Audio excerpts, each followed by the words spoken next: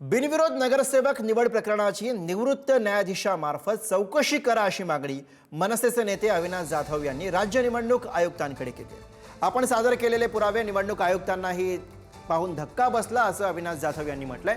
2 दिवसांमध्ये निवडणूक आयुक्त निर्णय कळवणार असून चौकशी पूर्ण होईपर्यंत निकाल राखून ठेवावा अशी मागणी मनसे नेत्यांनी केली आहे। दरम्यान बिनविरोध निवडून येण्याचा पायंडा चांगला आहे अशी प्रतिक्रिया मंत्री चंद्रशेखर बावनकुळे यांनी व्यक्त केली आहे।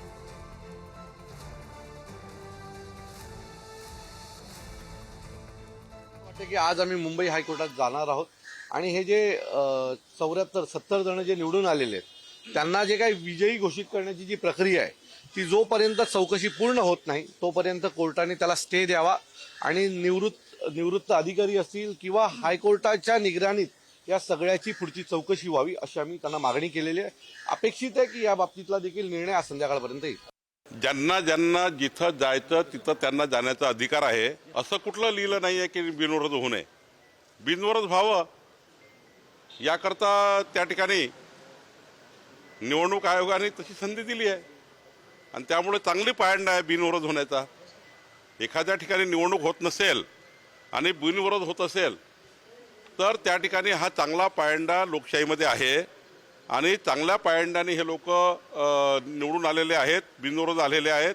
शेवटी सर्वांचा निवडण्याचा हे जो आहे अजेंडा हा विकासाचा आहे। बिनविरोध निवडून आलेल्या नगरसेवकांच्या विरोधामध्ये मनसेनं आक्रमक भूमिका घेतली आहे।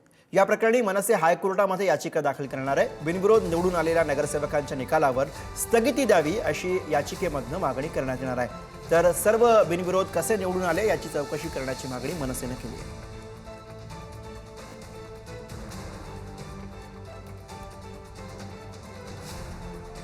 तर बिनविरोध प्रकरणामध्ये आता मनसेनं चौकशी करण्याची मागणी केलेली आहे। बिनविरोध कसे निवडून आले याची चौकशी व्हावी अशी मागणी महाराष्ट्र नवनिर्माण सेनेकडनं करण्यात आलेली आहे आणि याबाबत निकालावर स्थगिती देण्याबाबत याचिका मनसेकडनं दाखल करण्यात आलेली आहे। राज्यात महापालिका निवडणुकीची रणधुमाळी सुरू असताना मनसेचे अविनाश जाधव यांनी याचिका दाखल केलेली आहे। ॲडव्होकेट आसिम सरोदे यांच्या मार्फत ही याचिका हायकोर्टात दाखल केली आहे।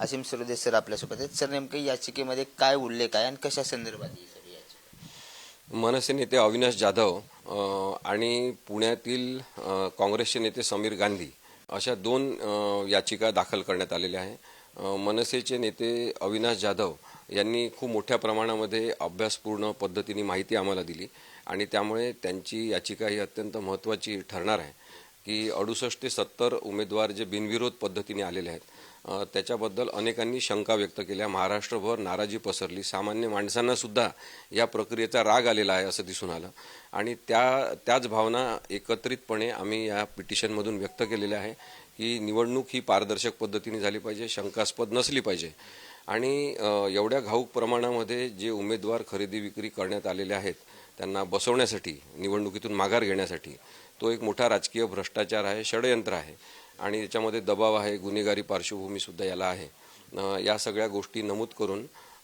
अशी मागणी करण्यात आलेली आहे की निवडणूक आयोगाने जरी चौकशी समिती याबद्दलची नेमली असली तरी अविनाश जाधव यांनी स्पष्टपणे नमूद केलेलं आहे की आम्हाला निवडणूक आयोगावर विश्वास नाही, कारण की ही यंत्रणा किडलेली आहे, ही यंत्रणा राज्य सत्तेला बाटीक झालेली आहे आणि ते मांडलिकत्व स्वीकारलेली ती यंत्रणा असल्यामुळे त्याच्यामध्ये कोणतीही स्वायत्तता नाही आणि म्हणून उच्च न्यायालयाच्या देखरेखीखाली ही चौकशी झाली पाहिजे।